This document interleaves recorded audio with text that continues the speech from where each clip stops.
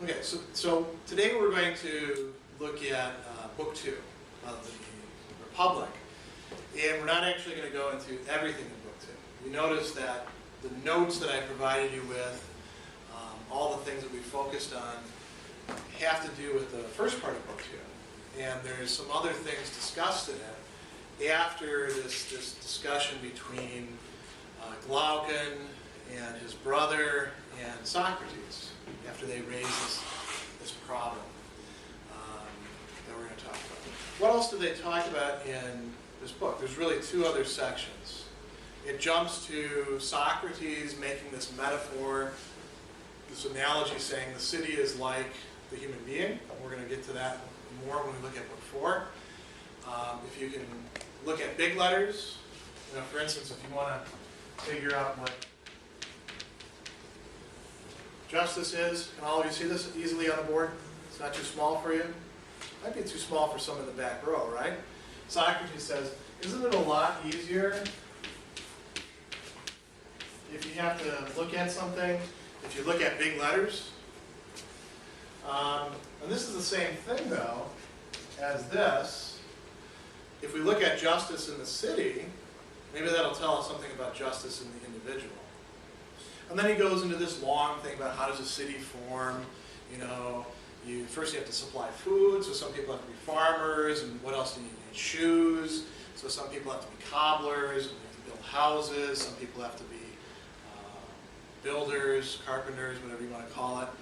And the city emerges out of this process of exchange, satisfying each other's needs. Why does he bring that up? That's going to address something that we're going to talk about, this problem of egoism and whether justice actually pays for the individual. Then after that, he goes into this famous passage where he condemns the poets, where he wants to criticize them, what they did. And when you see poets, like I said last time, whenever you're reading Plato or Aristotle or any of these early thinkers, and you see poets, think media, think entertainment. So what we call film, television, the music industry, what else would fit into there? Stuff on the internet, anything where there's some artistic production and it's there to scare people, like a tragedy does, or pull at their heartstrings, or make them laugh, amuse them, like comedies do. To entertain in other ways, like I guess reality shows in some ways could make you laugh or make you feel tragic, but some people just watch them out of morbid curiosity, right? Any of those sorts of things would be what the poets are. Socrates wants to kick the poets out of the ideal city.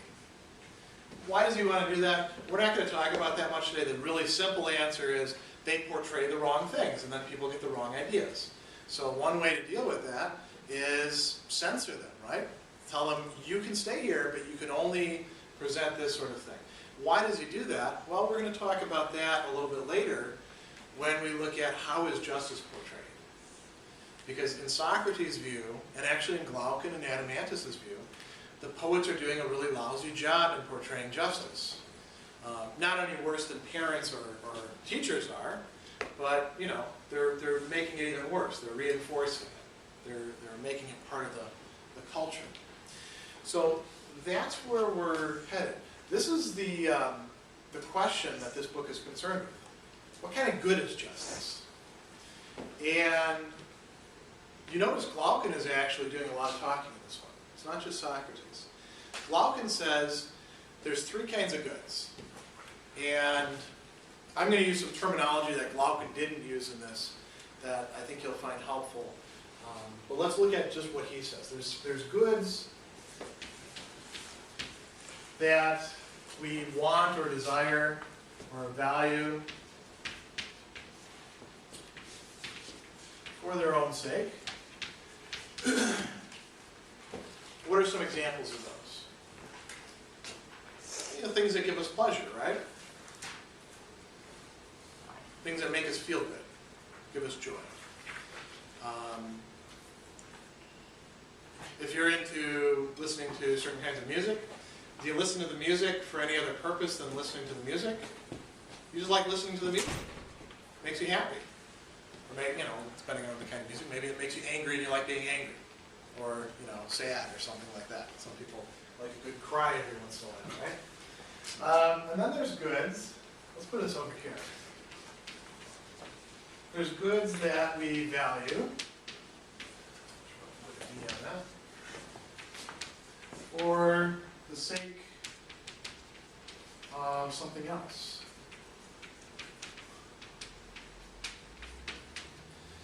And what are some examples of these? He talks about medicine, right? Not an entirely apt thing, because when I was a kid, they started doing something that's now common practice, which is making medicines taste good. And it used to be before, like for my parents' generation, medicines uniformly tasted awful, and that's why there's that old song, a spoonful of honey makes the medicine go down. In My Fair Lady, because medicine tasted awful. As a matter of fact, if any of you have experimented with drinking various liqueurs, and the ones that are made with herbs, and you drank them, and you're like, holy, this is awful. How can people drink this stuff? Those were originally medicines. They were herbs that were preserved for the medicinal properties, and the only way to preserve them was in alcohol. And eventually, people started, drinking it for fun. But some of them still taste pretty awful. For you guys, now they're cherry flavor, bubblegum flavor, whatever you want, right? But is medicine a good thing? What's it good for? Nobody eats aspirins for their own sake, I hope to hear, right? Or takes penicillin just for fun. What do we do with medicine? Well, what's it good for? Yeah. Yeah, health is a good. And sometimes we're not healthy, so we have to take medicine to restore our health. Some people take medicine as a preventive, like they do things like drink cod liver oil, which I've never had, but I guess tastes really awful. And why do we do that? Just for the sake of something else. What about money? Is money particularly valuable for its own sake? If you think it is, there's something wrong with you. I mean, some banknotes are pretty, right? There's people who collect them. Our money is not that pretty, but other people's money is kind of pretty. What good is money? Well, it can give you other things which we actually value for their own sake. Right? And then there's goods that are valued for their own sake, but are also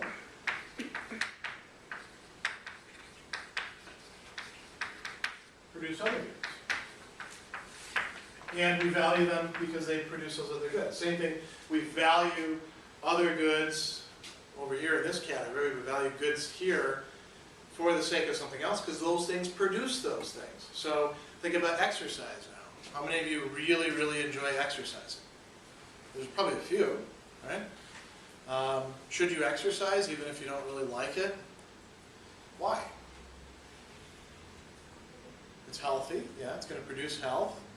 It gets more and more important the older that you get, so you can keep weight off and lift weights so that your bones stay firm. Apparently, it's supposed to help you when you get older.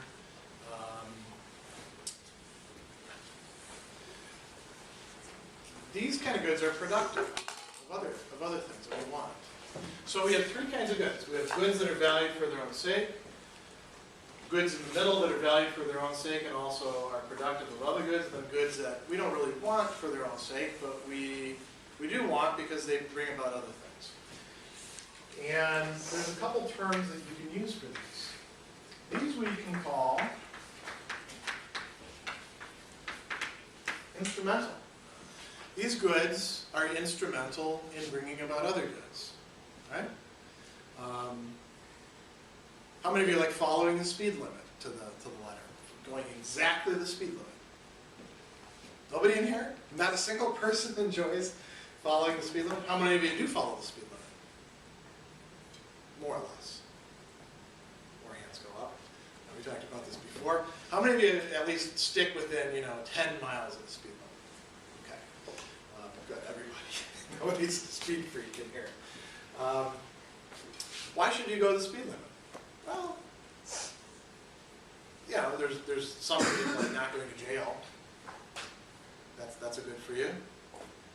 A lot of bad things happen in jail. Even if they don't happen to you, it's not a fun place to be. There's other good reasons, right? I mean, you should probably go the speed limit so you don't hit a deer or hit a person or go off the road or hit another car, But, it's not something that we enjoy. Most of us would probably like to drive faster and probably do some, risky maneuvers like passing on the right or things like that, right? But those are instrumental goods. Then there's what we call intrinsic goods. Intrinsic goods have their value in themselves. And this could vary from person to person, right? One person might see wealth rightly as a merely instrumental good. The miser sees wealth as an intrinsic good. That's what's wrong with the miser, right? That's why they hold on too tightly to wealth. They don't realize that it's only an instrumental good. And these goods in the middle would be both intrinsic and instrumental. Now, some goods could actually be intrinsic in some cases and instrumental in other cases, or for different people. Think about friendships.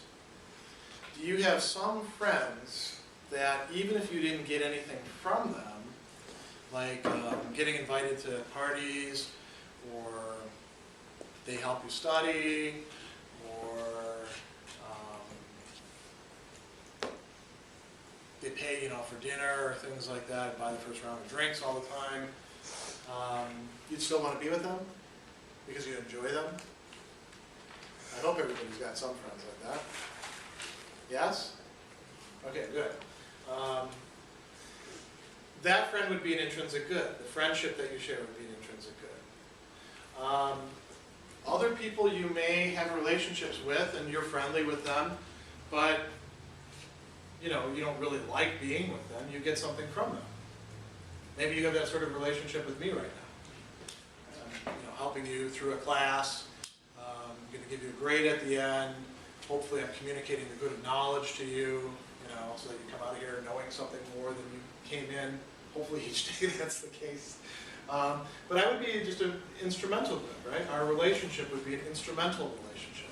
When you go to a restaurant, are you friends with all of your servers?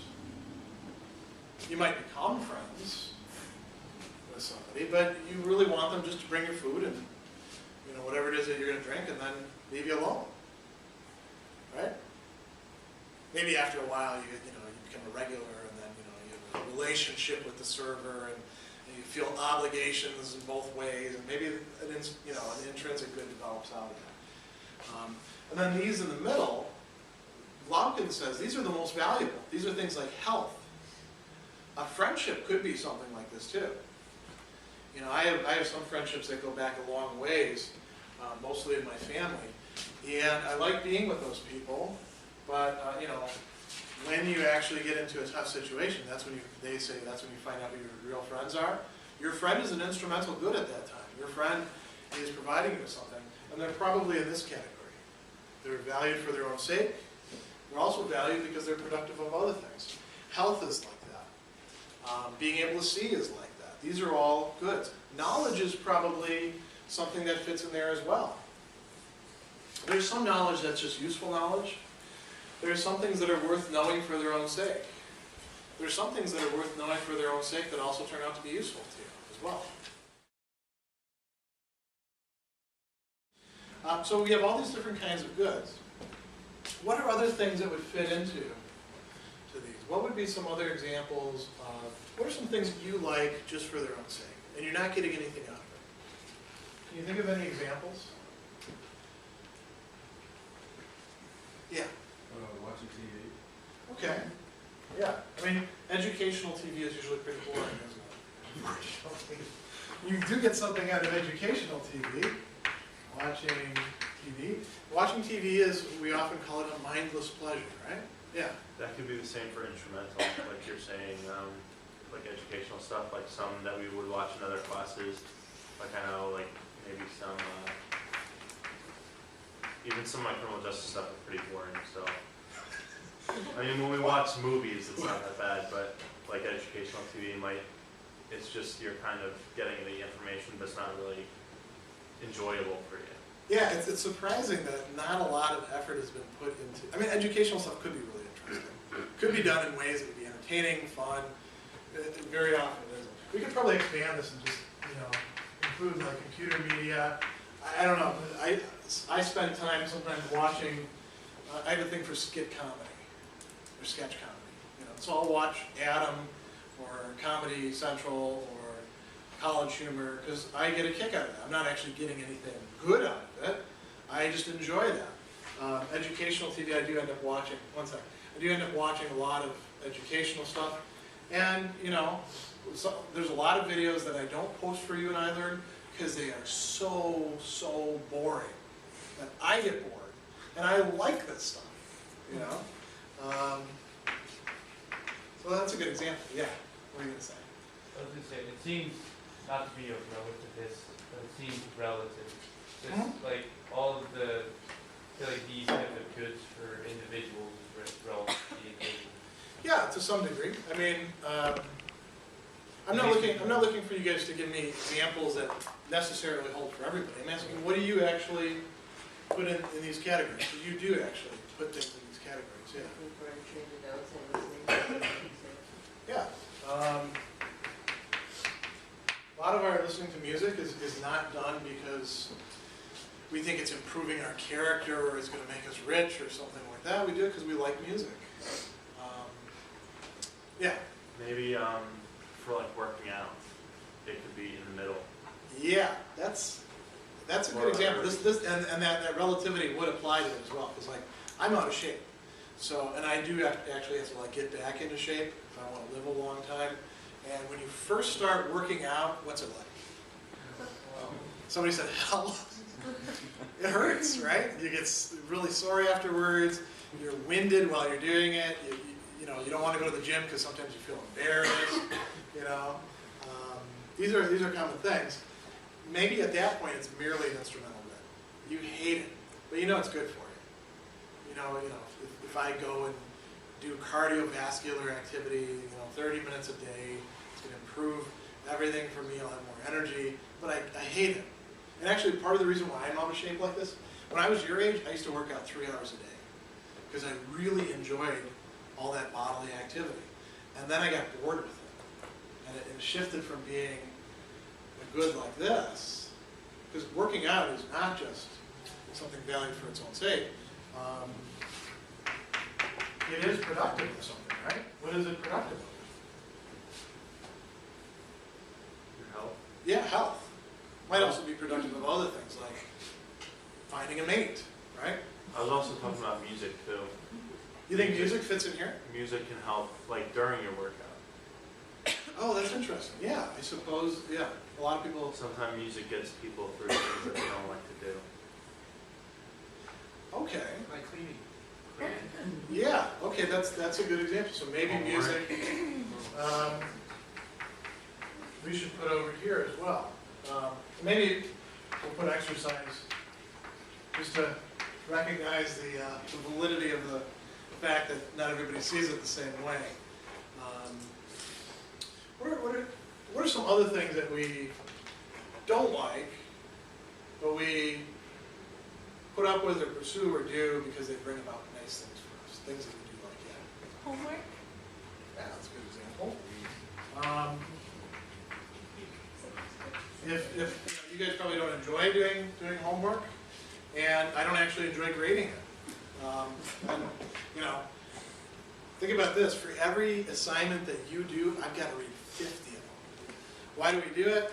Well, because it does produce a good, and the good is knowledge or learning or education or something like that. But it's sort of like he talks about medicine.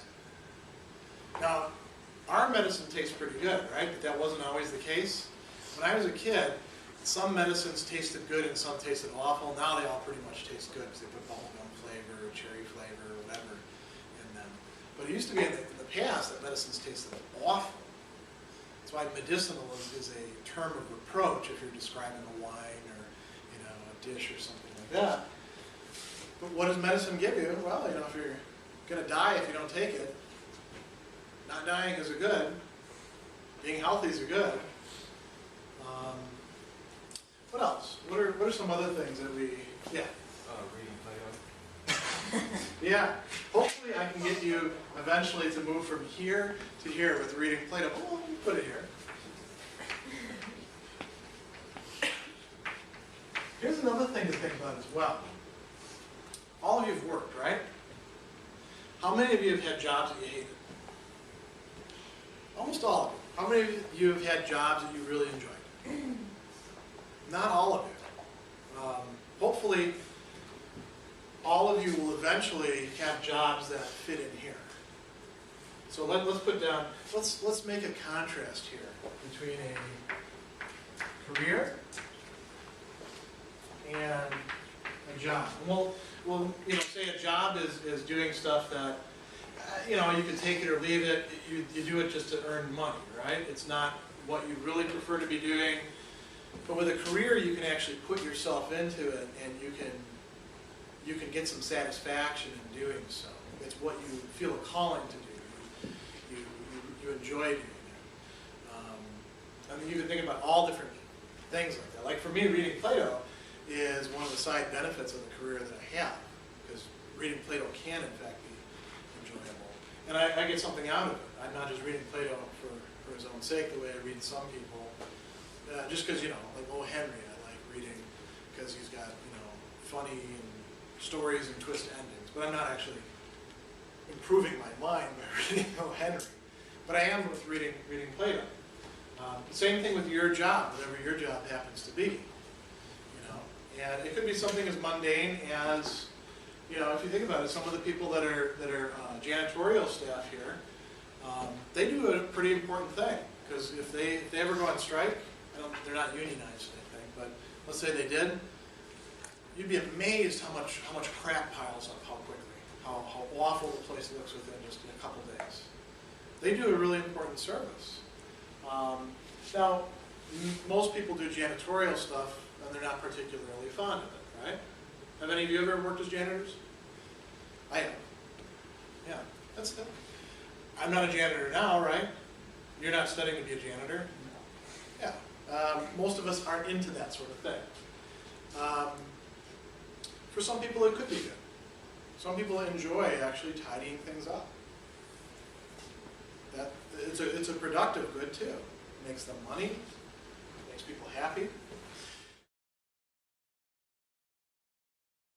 Now, everybody's clear about that, right? So 3 different kinds of goods. What's the question Glaucon asked Socrates? Why is he bringing up all the good stuff?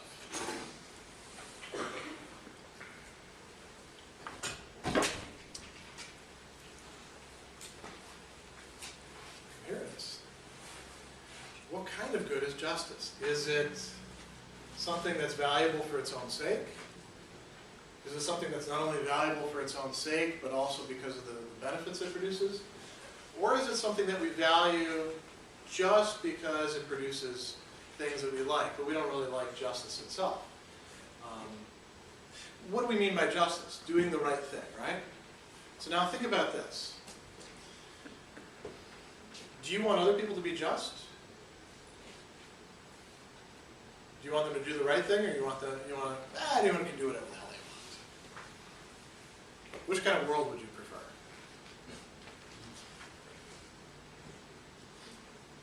Yeah. Where people do the right thing, right? So you can count on them, and they won't steal your things. They won't break into your house. They won't kill you. If you look at them the wrong way or things like that. Justice is productive of good things like social order, harmonious life, freedom from fear, maybe even freedom from want or things like that. So we do value it for the sake of other things. Do we value it for its own sake? Do people say to themselves, it's really important to me that I be just? Some people do. Does everybody? Clearly not, otherwise we wouldn't need any prisons, police. Those of you who are CJ majors might think a lot about this. Why do people act justly? Why do they want justice for themselves? Is it because they just want to get by? That would be an instrumental good, right? They don't want to get punished. That would be instrumental. They want other people to praise them and say nice things about them. That would be instrumental.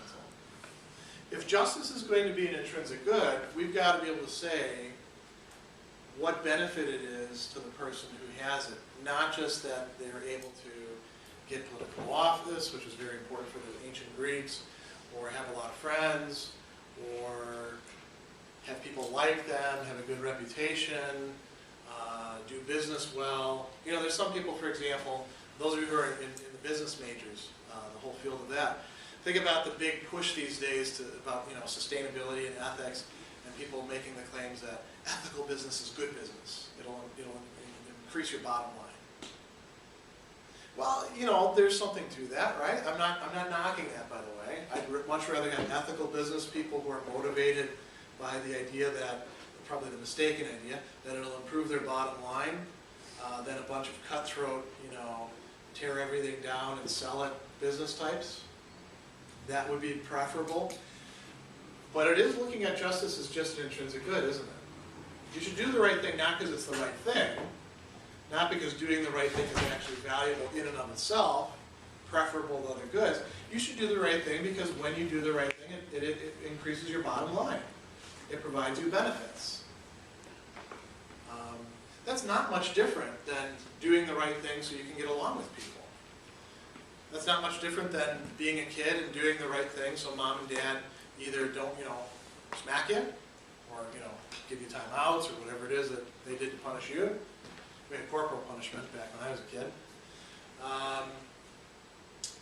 Or, maybe they give you candy when you're just. Being an ethical business person, because it's going to improve your bottom line from a moral perspective, is really no different than being a kid who behaves in a good way so that he gets more candy and cake. It's all looking at justice as just an instrumental good. And there are a lot of people who do look at it this way, right? Glaucon talks about this. And here's where we get to two different moral theories. One of them is called egoism. And egoism says that human beings should do, the ethical thing to do, is to look out for your own interests. And you can look out for other people's interests, provided they coincide with your own, or by looking out for them, it's going to help you, right? Egoist doesn't have to be, just a complete selfish person, but they're ultimately selfish. And justice for an egoist can only be instrumental. Why be just? So you don't get punished. But if you had the chance to be unjust, why not be unjust? If there were no consequences for you being unjust, why not do it? Another theory that we're going to look at, and we're only going to hit on it really today, is contractarianism. And Thomas Hobbes talks about this, and some other people that we're not reading this semester also talk about this. Contractarianism begins from an egoist standpoint. It says, okay, we're all really selfish. How can we get past that? Because if we are all really selfish, we're probably not going to be just to each other. We're probably not going to do the right thing. Maybe what we need, here's why it's called contractarianism, is something like a social contract, a general agreement. I'll keep my hands off of your stuff and you keep your hands off of my stuff. I won't threaten you or kill you or cheat you or lie to you, and you won't do those to me. And that'll keep order, and that will allow us all to enjoy a pretty good life. Better life than if we were all, competing with each other all the time, trying to get over on each other. That still looks at justice as just an instrumental good. Yeah? So is egoism, it's kind of a separate, but contractarianism can't be separate of egoism. Exactly. Did all of you hear what she said? That's a very good way of putting it. Egoism can be separate as a moral theory from contractarianism. We could all just say, hey, let's all be egoists. I'll pursue my interests and my good, and if that coincides with yours, great. If not, we gotta fight each other, or fraud, or something like that. Contractarianism as a moral theory requires egoism as its basis, but then it tries to go past it. So it's sort of a twist on it. So yeah, that's a good way of putting it. What Glaucon is putting forth is actually a contractarian view. He doesn't buy it himself, but he wants to see Socrates address it. And it's one of the most eloquent statements of it in the ancient world. That's why we're looking at it. So how does he frame this? He brings up this famous story about the Ring of Gyges. You've all read it, so I'm not going to rehearse it. You know, Gyges finds a ring and puts, there we go, glad I still get this off. He puts the ring on, and what happens to him?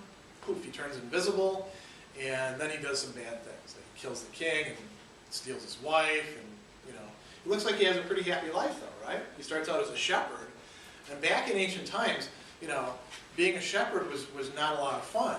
That was sort of the entry-level job, you know, like working in the mailroom or something like that, except, you know, with stinking sheep all the time, and being outside and getting rained on. And then if your sheep go missing, then they beat you. So not a lot of fun. Then he makes it to be king, right? Did he succeed in that by being just? What got him there, other than having a magic ring? Yeah. Injustice. Injustice, exactly. What's that? I thought it was unjust. He is unjust, and so when a person is, the person is unjust, and injustice is the characteristic. So yeah, he does that precisely because he's unjust. So here's where we have to think about some of these questions. Let's say you had a ring like that. What would you do?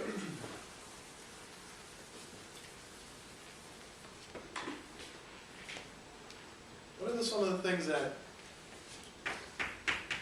you, with the ring, would do? Yeah. Like get back at somebody that wronged you. Yeah. Lots of times, you know, people wrong us, and we aren't able to take revenge. This would allow you to do whatever sort of revenge you want, from, you know, things like pantsing them in public to maybe throwing them down a well. You know, whatever you want to do. Cutting their brake lines. You know, that's what they always do in the movies, right? I'm not even sure if that actually works anymore. What else? What else would people do? Yeah. I said I would like do good things, but for like strictly wealth. Like, you know what I mean? Like you'd go undercover to like catch a wanted criminal just for the money purposes. So you'd get like the hero aspect of it, and you would get money from that. Okay. Well, how should we express this? It would be like turning situations to your own advantage. Yeah.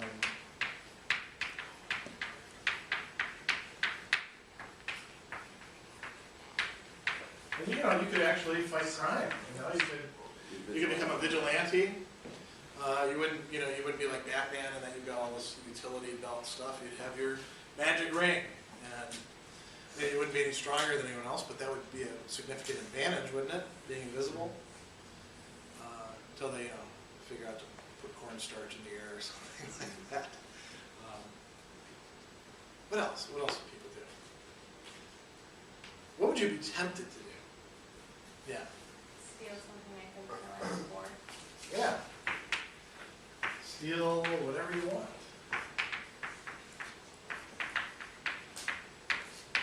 You could go into a bank and steal some money, or you could, anytime you're hungry, you go make yourself a meal. Yeah. Hack into like a roster of or something, give myself the presidential. Okay. I'd probably articulate that one. Give self. Higher position. Okay. Higher position. Special benefits. What else would you be tempted to do? Yeah. Eavesdrop? Oh, yeah, I suppose so. Eavesdrop. Yeah, because you could listen to anybody you want. People say a lot of funny stuff when they're by them, when they think that they're by themselves, don't they? Yeah. Go eavesdrop, I'd want to like sneak into like government buildings and stuff, like say like Area 51, just find out what the deal is. Okay. Let's call that, we'll just call it sneaking in. Okay, what about other people?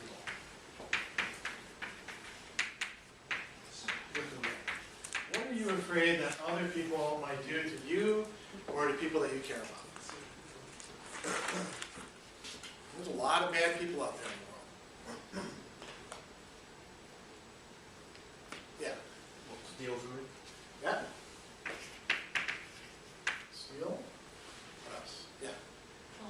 Yeah.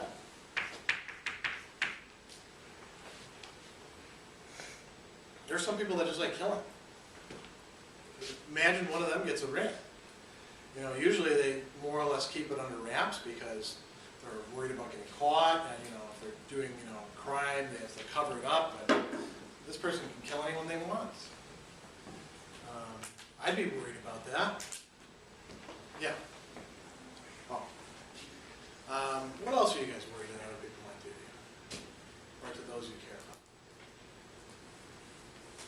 What are the sort of things we put people in prison for? Besides stealing and killing. Those are bad things, but what else?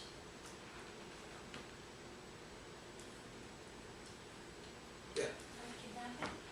Yeah.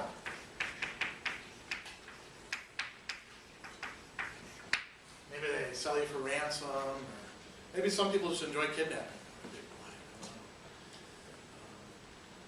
I do know this, some of the guys that I used to teach actually were up for kidnapping.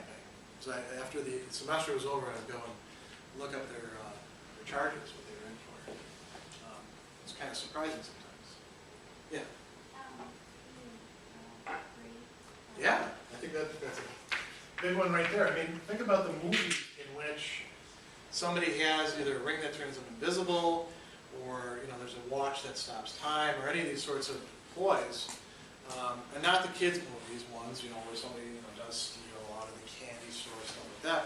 What's usually the first person that person does with the watch or the ring? Go into the locker room of the opposite sex and start checking out naked bodies, right?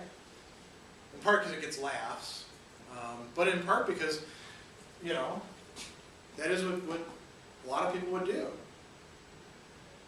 Anything else that you want to add to this?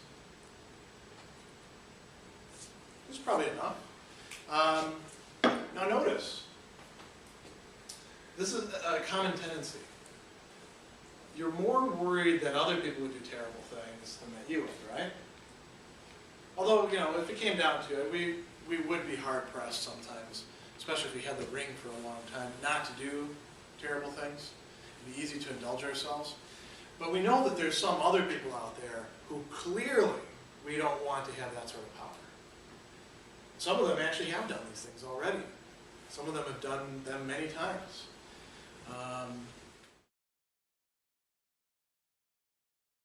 Let's look at some of your answers.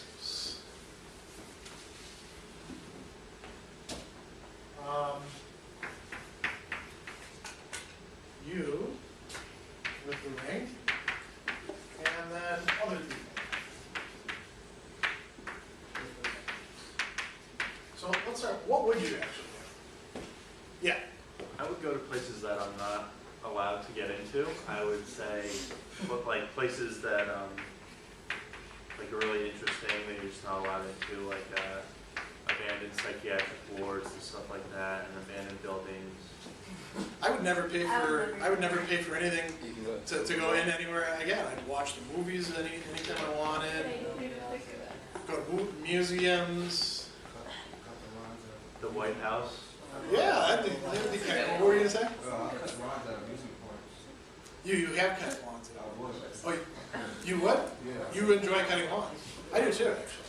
There's something strangely calming about making all these circuits and seeing everything the same length. I don't know what it is, but there's something strangely satisfying about that. Yeah.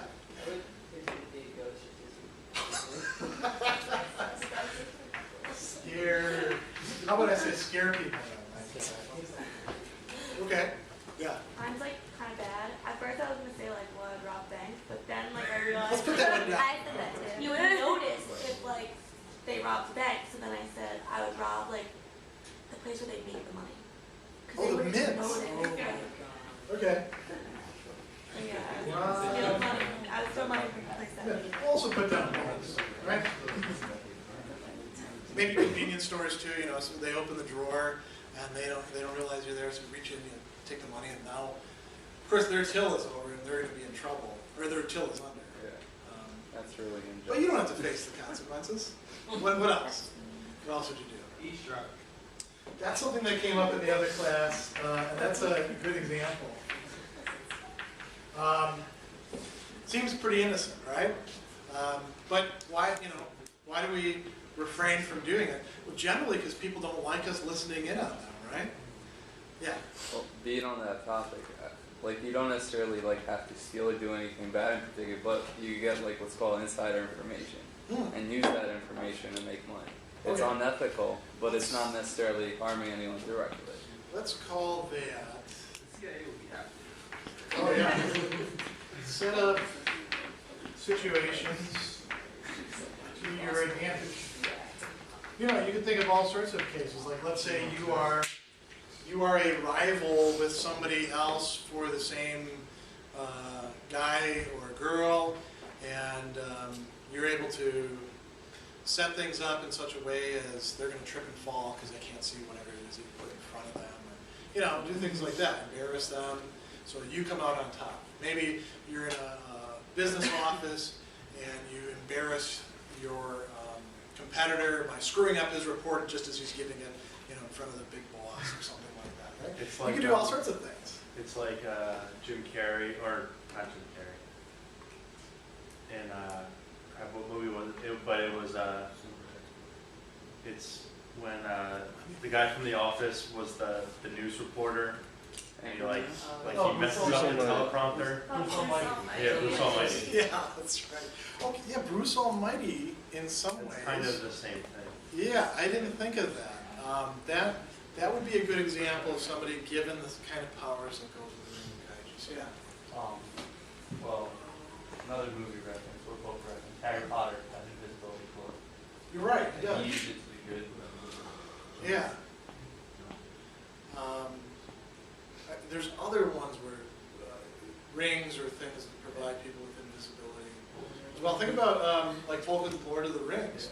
In that one, in that case, though, the ring does have some consequences because you put it on, and suddenly these horrifying creatures can nobody else can see you, but they can see you, and they're going to try to kill you. So that's not quite like the Ring of Gyges, but it is corrupting the way the Ring of Gyges is. So these are some good examples. What about some of these? What are you afraid other people would do to you or to your loved ones? Yeah. Well, going off of what he said about like setting up situations, I put down that I would be afraid that like people would go into. I think Jamor said like about the CIA, like go into like make treason and stuff like that, Okay. and espionage, Okay. like kind of telling secrets of our country. Espionage, treason. Okay. What about on a personal level? People could be doing that with you, you know, spying on you. Yeah. I'm afraid someone might kill me. Yeah. Or killing in general. So, I mean, think about this. We have prisons, right? And we put people in prisons for doing unjust things. Those people did those things even when there were laws and sanctions in place. Imagine that some of these people had the Ring of Gyges. Charles Manson would kill us all. Yeah, he would. That would be his full-time job. He'd just go around killing people. There's some people who just like doing bad things to other people. What are some of the other things you'd be concerned about? Stealing? Yeah. you ever done somebody wrong, or at least they think that you've done wrong to them, and then you were worried about what they were going to do afterwards? Because they're not entirely stable, or yeah. When I like think about things like that, I just don't do them because, well, I think about it and like that's wrong, and I also worry about like what would happen to me for doing it, like karma wise. Yeah, there's a sanction, right? A lot of the reasons why we don't do unjust things that we're tempted to do is because we would lose out on some benefit that we like, or there'd be some sort of punishment. Like, Oh, no, go ahead. no, I'm just like, I think it's funny that we're talking about this right now because my roommate keeps parking in my spot. I get really annoyed. And Yeah. I actually said to her, like, don't park in my spot anymore. And we're not like close friends or anything, Yeah. and we're just like acquaintances, and she keeps doing it now. Like, Oh, does so it tick you off? I don't know. I don't know if she does it to make me mad. Oh, But I would never do anything. I would never. But like I was like last night I was so mad. I was like, I'm just gonna like put a nail by her tire. Just but I would never do that. Spice it up. You should I start. would never, because I'd be too scared that I would get a flat tire driving to school or something. Well, you know other people that would do that, right? But I would never. I'm too nervous to. Yeah. So. What were you going to say? Personally, I feel like that there's a lot of karma that comes into it. Like, I would never do anything like steal or like any of these bad things that we're wearing that other people do. Yeah. I mean, most of it is coming from karma, but then other is just my morals of not really. I have no reason to do anything wrong. Okay. What were you going to say? Well, I was gonna add, like, for example, let's say it was mentioned that you're gonna rob a mint where they produce money. Mm-hmm. Maybe necessarily you wouldn't just rob it, but maybe you would rob it and give money to the poor. Yeah, I mean, So, there could be some good things. I mean, it's not- But would you give all of it? You could fight No, crime. of course you would know, do something you for could- yourself. You could bring down a criminal organization. Right. You could do good things with the ring. The reason why I bring up the bad things, yeah, go ahead. To say, I would be afraid that they would like set free all other criminals. Oh, Like, that would be that would be- set other criminals free. So create a more dangerous Yeah, like environment. Yeah. Yeah. If like a friend or family member got the ring, you'd be worried about them just like dropping off the map completely and like never seeing them again. That's interesting. That one, yeah, that one's never been brought up in a class that I've taught. It wouldn't be that them doing something bad necessarily, but you would be losing out on a relationship.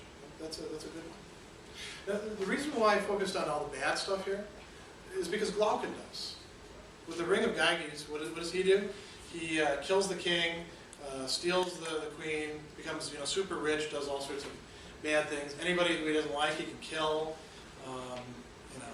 What happens in movies when people have this? What's the first thing that they typically do if it's not a kid's movie? Sneak into somebody's locker room and look at people of the opposite sex. And one of the things you'd probably put up here if you thought about it, rape, right? Probably another one would be torture.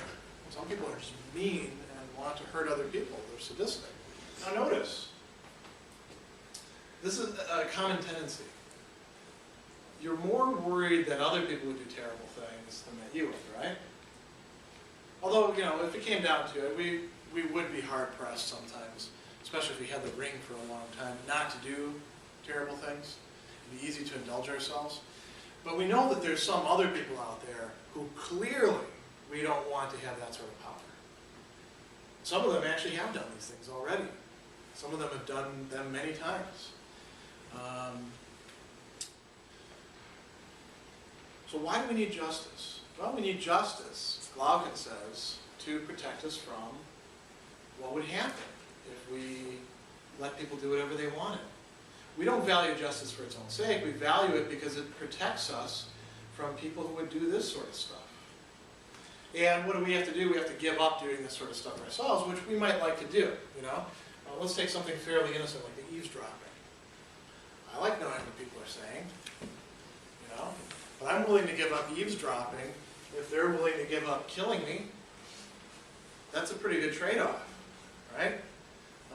I'm willing to give up taking the sort of revenge that I'd often like to take, thankfully less often than before, having worked through my anger problems. And I'm willing to give that up if people won't do this sort of stuff to me or the people that I care about. That's a contractarian way of looking at justice. It's not that justice by itself is a good thing. It's good for its own sake. It's not an intrinsic good. It's an instrumental good. It's good for me because it keeps all of you from doing bad things to me. It's good for you because it keeps everybody else and myself from doing bad things to you. That's what Glaucon says is the origin of justice. What do you think about this? Does this seem plausible to you? Do you know people who think along these lines? They say, well, you know, if I had the chance, hell yeah, I would do bad stuff. I don't have a chance, so I think everybody should obey the rules. Do you know people like that? Yeah.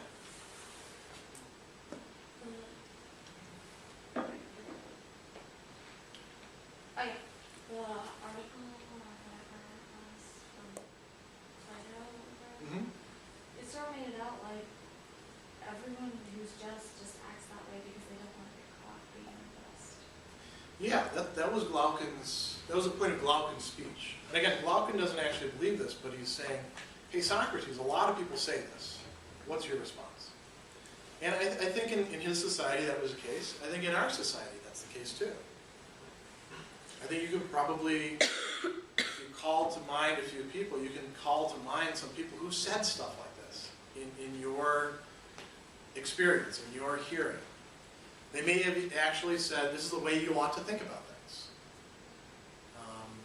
There are certain professions where this is more of a risk than in others.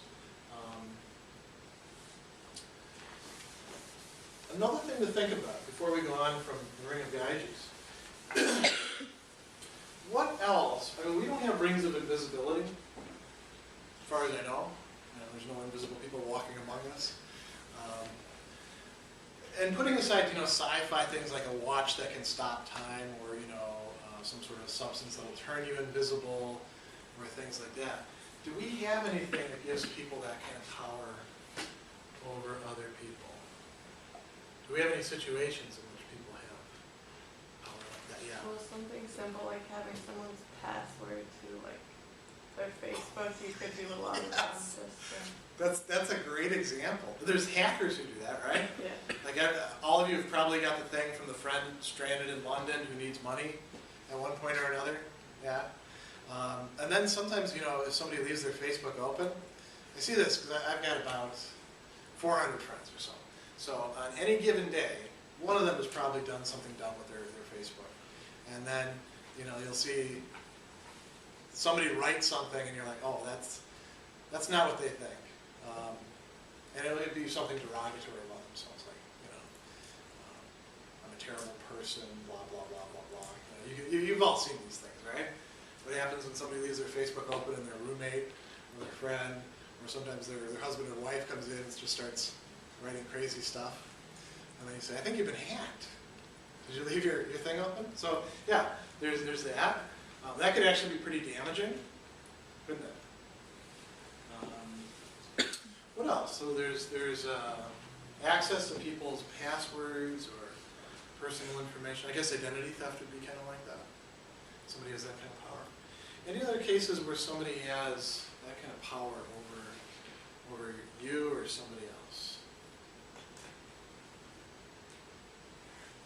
They can act unjustly and they won't be punished. Yeah. Well, I mean, I don't know if this is actually true, but it kind of brings to mind like the police force. Like certain officers in position might abuse their power. Yeah. Like all of them would, but if they have that, like, well, I'm not going to get in trouble. I was doing it for X, Y, or Z purpose. They might do the wrong thing rather than the good thing. Yeah, this is a problem for any protective service. So it's a problem with policing, it's a problem with prisons, it's a problem in the military. By their very nature, if they're going to function, they have to be given quite a bit of latitude. There will always be some corrupt soldiers, cops, prison guards, in any given population. So there are always going to be some abuses taking place. You know, if you're in a maximum security prison and there's not cameras watching you, and you abuse a prisoner, and the prisoner complains, it's their word, and they're a prisoner, they're a convicted criminal against yours. Unless you've already got a lot of complaints in your background or internal affairs is investigating you, you'll probably get away with it. So that sort of power can lend itself to, it can corrupt people. You know, there's that statement, power corrupts, absolute power corrupts absolutely. Power corrupts precisely because people aren't able to handle what comes with it, the temptations to abuse that power. And if your view is that the only reason why you should be just is so other people don't look badly at you or punish you, it's going to be very difficult to resist those kind of temptations. There can be other cases like, you're somebody's boss. Being somebody's boss can often be a position of immense power. You control their career track. You control the access they have to resources.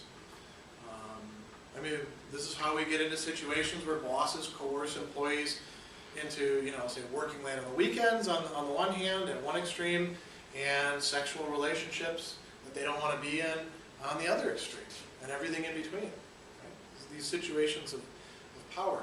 What goes wrong is that the person who has the power has a certain idea of justice. They don't see justice as something worth having for its own sake. They see it as just an instrumental good. And if you remove the consequences, that's what the ring does, is it removes consequences, that removes their reason for being just. And so then they behave unjustly. Let's look now, since we only have a little bit more time, at the argument that Adeimantus and Glaucon make together after this. So we're shifting now to something else. They say everybody in our society, when they're talking about justice, they don't praise it for its own sake, they praise it for the good of other things. So we're going back to justice. Is it intrinsic good? Oops. Or is it just an instrumental good? Now, how can you tell how somebody sees this? One way is to give them power, right? Give them a little bit of power and see what they'll do with it. That's why it can be sometimes useful to set up experiments where you make somebody think that they've actually got power over somebody else. Watch to see whether they abuse it or not. If they abuse it, you don't want that person working as a cop or a prison guard or as a soldier or and other things, or perhaps not even as a nurse or a doctor, right? What are other things you can do? Well, you can look at what people actually say. You don't have to set up experiments. Just look at what people actually say about it. Everybody says justice is a good thing. Do they say it's a good thing because it's worthwhile to have? It's a high value in and of itself. It's something that makes the person who has it actually better. It makes their life better, even if you took away the other stuff. Or are they praising it because it'll bring you nice things? Glaucon and Adeimantus, they say that most people see justice as merely instrumental, right? It's not a good in itself. Doing the right thing is valuable only because it leads to good consequences for you. Where are these ideas coming from, Glaucon says? Well, how do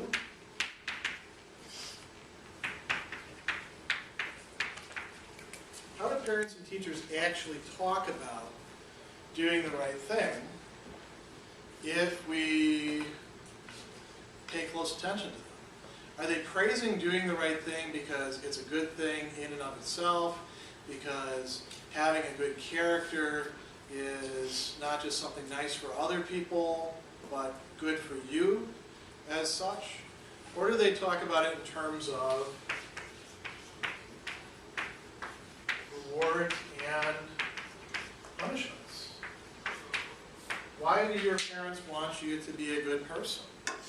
Yeah. I think that when you're responsible for teaching something moral good, Yeah. it's easier and like more relatable Yeah. for you to use terms like rewards or for And, other you know, people. actually for little kids, we have to do that. Yeah. Because they don't get it. I mean, you have to say, well, if you do this, I'm going to punish you. And you don't like being punished, right? So don't do this. And my 4-year-old boy, I remember this really interesting moment. Little kids don't have much impulse control, but they develop self-consciousness over time. And I remember there was something, I don't know exactly what the thing was, but I told him, you better not do this again or you're going to get punished. You understand that, right? And what he said was, I hope I don't do that again. Like like, you know, maybe he will, maybe he won't. He doesn't completely have control. He really hopes he's not going to do it. But, you know, his impulses are not entirely up to him, and it could go this way. It's already And he was so earnest about it, you know. But so when we're teaching it to kids, we often have to put things in terms of, you know, rewards or punishments. If you're mean to people, they're not going to like you. We tell the kids, right? They're not going to play with you. If you're a good boy or a good girl, then people are going to like you. Then they'll invite you to their birthday parties. Then they'll want to hang out with you on the playground. Then the teachers will like you, and you'll get by. And then as time goes on, some of us get weaned away from that. Others keep hearing these sorts of things, like, you know, if you're a good ethical businessman, then you'll make more money. That's not saying that it's good to actually be ethical. It's saying that the bottom line will improve if you're ethical. And for a lot of people, they'll say, well, okay, I want my bottom line to improve. That's what I really care about. I better behave in this manner. If this doesn't turn out to be the case, well, then screw everybody. I'm going to do what I want to do. Punishments, you know, eventually if you do really bad things, we put you in prison, lock you up. Or sometimes, you know, do other things. In some societies, they cut off the hands of thieves, or lash people, or like Singapore, you know, if you spit, I think it is in Singapore, you can be beaten. There was a big case about it like 10 years ago. They really don't like certain kinds of things. Chewing gum is bad in some places too.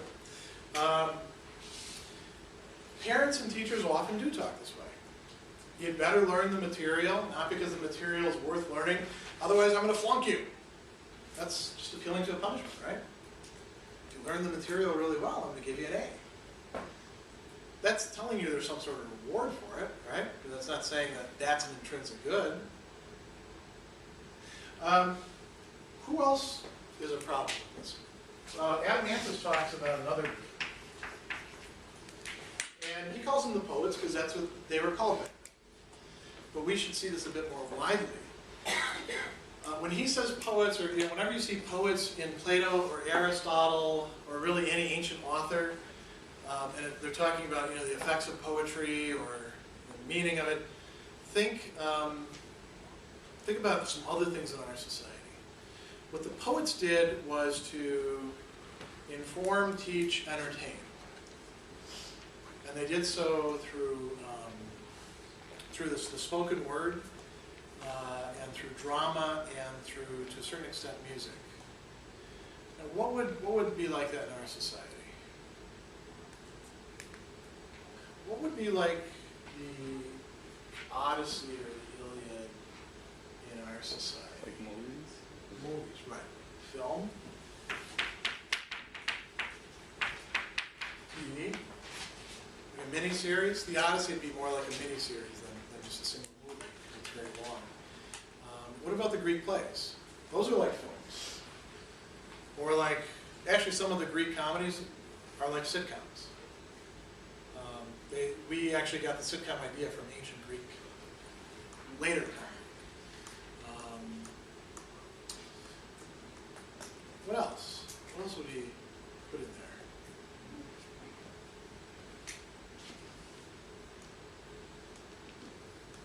Very often what we call the media would fit in there to some extent. Music, yeah. Well, I was just gonna mention, because you mentioned like the Odyssey, like at times Odysseus is, yes, he's punished for his actions in Troy, Yeah. but then again Athena protects him even though his actions were not proper. So it's kind of And you know why she contradicted. protects him? It's contradicted because he's big and She strong, loves him. supposedly. Exactly. Yeah. Right. So it's contradictive. Anything that you see or watch, it's kind of like, well, Yeah. we like people when they do unjust things and they get away with it. Hey, that's good for you. You got away with it. But then again, it becomes we want you to be just. So which one do we really choose? Yeah, you're right. Odysseus is kind of a, well, Odysseus would be proving the case. Injustice is being celebrated then, right? Right. And here's Plato's point. The people who form our culture are giving us bad messages about this. They're not giving us the message that you ought to be just, not for the sake of rewards and punishments, but because it's good for you to be just. Not good in the sense of bringing you some additional benefit, but it's good for you to actually have justice, to be the kind of person who does the right thing and chooses not to do the wrong thing. What Plato's saying is, and this is actually why he banishes the poets from his city, he's saying, you're not getting that generally. So you can think, this would be the thing to sort of end on. Think about whether that's the case in our society, whether you're getting that message from parents, teachers, and poets. And I don't mean cafe poets, but media, or whether maybe that doesn't apply anymore.